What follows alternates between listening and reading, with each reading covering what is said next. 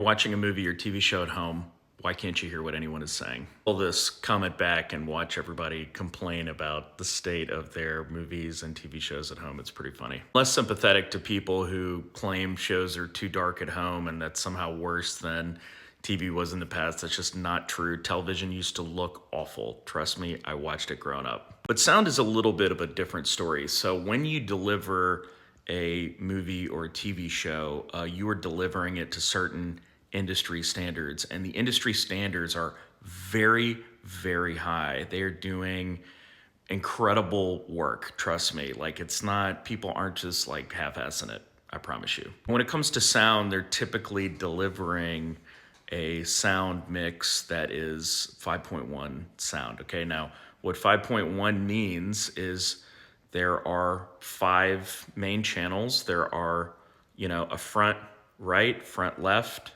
rear right, rear left. That's 4. And then there is a 5th channel, which is the center channel. Okay, and then 0.1 means that the 0.1 is your subwoofer, right? So that's 6 speakers total.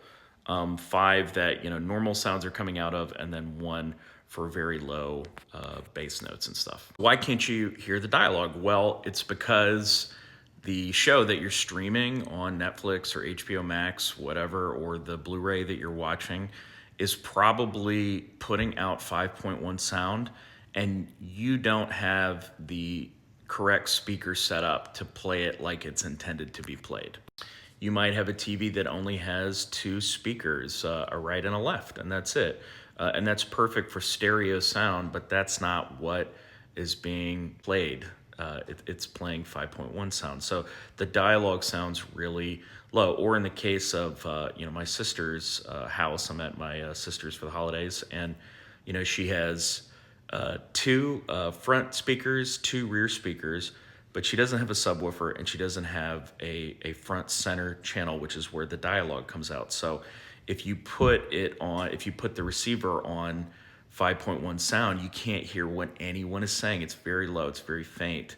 And that's because a signal is being sent to a speaker that doesn't exist. What I did is I'm showing her, look, just click the 2-channel feature on the receiver and it will compress. It will, basically, I don't know if this is the right terminology, but it will mix down the 5.1 signal down into 2 channels, right? The receiver is doing that work, right?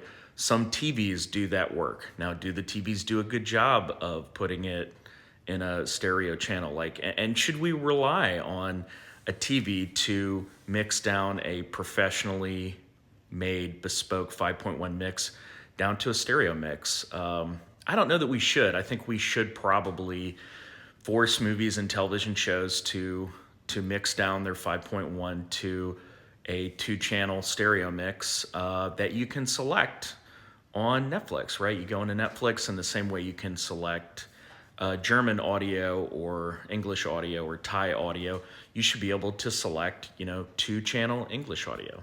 I think that is something we should be doing as an industry in certain cases, because audio is just poorly understood. However, if we made that change tomorrow, there are still going to be legions of people who never change the audio, who never choose that stereo track.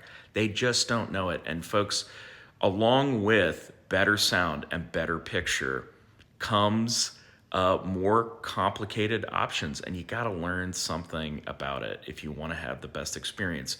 You can't just throw your hands up and be like, these artists don't know what they're talking about. It's not true. Like, you just have to learn some of the basics. I mean, this was stuff I knew in high school, and all of this is readily available on the internet.